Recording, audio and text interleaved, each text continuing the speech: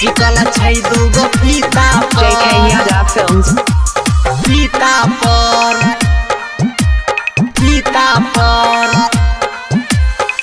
कोना ऐसन चीज बनल छै Presented by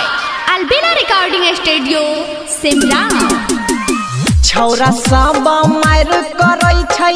भैया हो एक कविता पर छौरा सब मार करै छै भैया हो एक कविता पर कोना ऐसन चीज बनल छै टिकल छै दूगो फीता पर कोना ऐसन चीज बनल छै टिकल छै दूगो फीता पर छौरा सब मार करै छै भैया हो एक कविता पर छौरा सब मार करै छै भैया हो एक कविता पर कोनो ऐसन चीज बनल छै टिकल छै दूगो फीता पर रे कोनो ऐसन चीज बनल छै टिकल छै दूगो फीता पर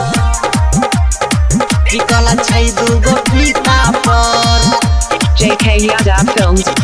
टिकल छै दूगो Singing by Prince Pirya. कोना ऐसन चीज बनल छै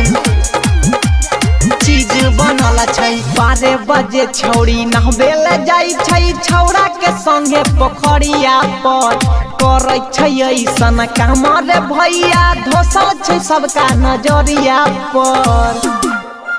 आ साचे कहैया 12 बजे छौरी नहबेल जाइ छै छौरा के संगे पोखरिया पर करै छै ऐसन काम रे भैया धोसल छै सबका नजरिया पर नहबै रहै देख लेलियै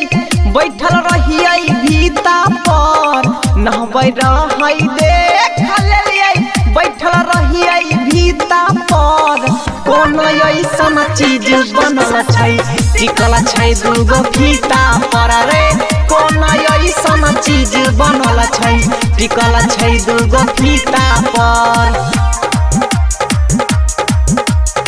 टिकल छै दूगो फीता पर JK Yadav Films. Singing by Prince Pirya.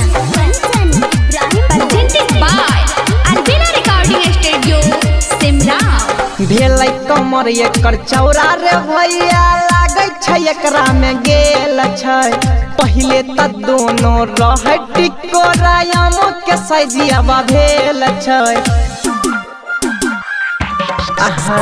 भेलै कमर एकर चौरा रे भैया लागै छै एकरा में गेल छै पहिले त दोनों रहै टिकोरायाम के सजिया भेल छै कहै छै प्रिंसवा धीरज लक्ष्मण राजा मीता पर कहै छै प्रिंसवा धीरज लक्ष्मण राजा मीता पर कोनो ऐसन चीज बनल छै टिकल छै दूगो फीता पर कोनो ऐसन चीज बनल छै टिकल छै दूगो फीता पर